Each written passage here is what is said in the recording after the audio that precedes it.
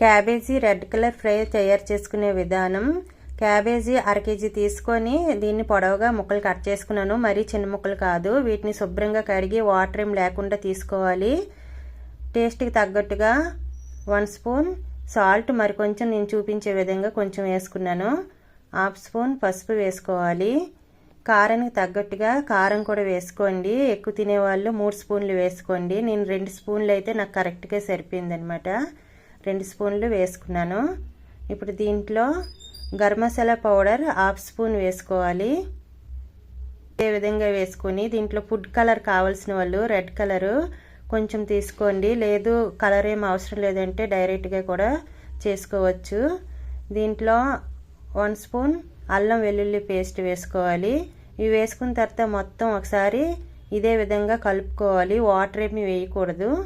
ఇలా కలుపుకున్న తర్వాత మీకు దీంట్లో పౌడర్స్ అన్నీ యాడ్ చేసుకోవాలి. ఇప్పుడు శనగపిండి నేను చూపించే గరిటె, ఈ గరిటెతో అయితే 1 వేసుకోండి ఫుల్గా. లేదు స్పూన్తో అయితే 2 స్పూన్లు శనగపిండి వేసుకోవాలి. బియ్యం పిండి అదే గరిటెతో 2 వేసుకుంటున్నాను. స్పూన్తో అయితే 4 స్పూన్లు వేసుకోవాలి. కార్న్ఫ్లోర్ 2 గరిటెలు వేసుకుంటున్నాను. స్పూన్తో 4 వేసుకోవాలి. కార్న్ఫ్లోర్ కూడా. ఈ పిండిలన్నీ వేసుకున్న తర్వాత శుభ్రంగా మొత్తం కలుపుకోవాలండి. కొంచెం కూడా వాటర్ ఏమి యాడ్ చేయకూడదు.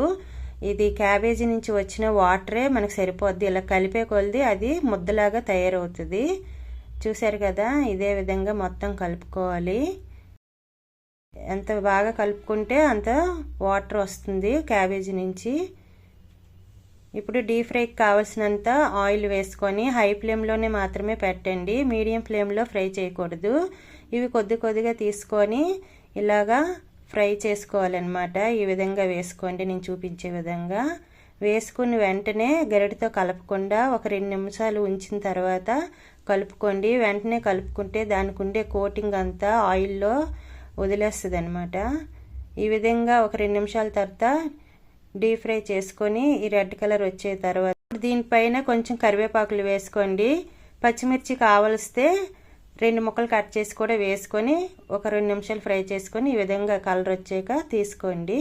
చాలా టేస్ట్గా బాగుంటుంది. సాంబార్తో అయితే ఇంకా బాగుంటుంది. క్యాబేజీ ఫ్రై రెడీ అయిపోయిందండి. చాలా చాలా టేస్ట్గా ఉంది. నేను చెప్పిన కొలతల ప్రకారం చేస్తే సూపర్గా వచ్చింది.